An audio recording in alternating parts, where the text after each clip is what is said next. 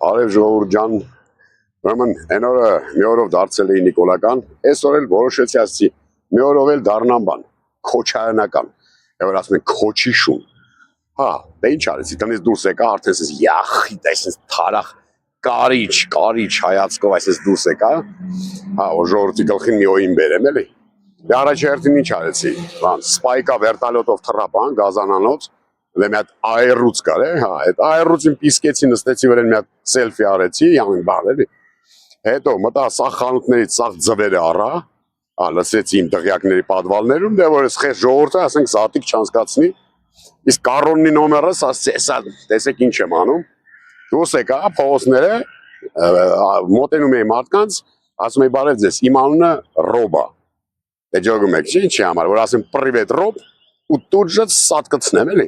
ըստ ավանդույթի բան, արա ում մոտիկանում եմ ասում եմ բարև ձեզ, իմ բան, անունը Ռոբա, ես բանի տեղ չեն դնում ջոգում եք, ես ազգը լրիվ դեգրադացվել է, ես չեմ ջոգում արա, ոչ մի քանի հոգու մոտեցա, տենց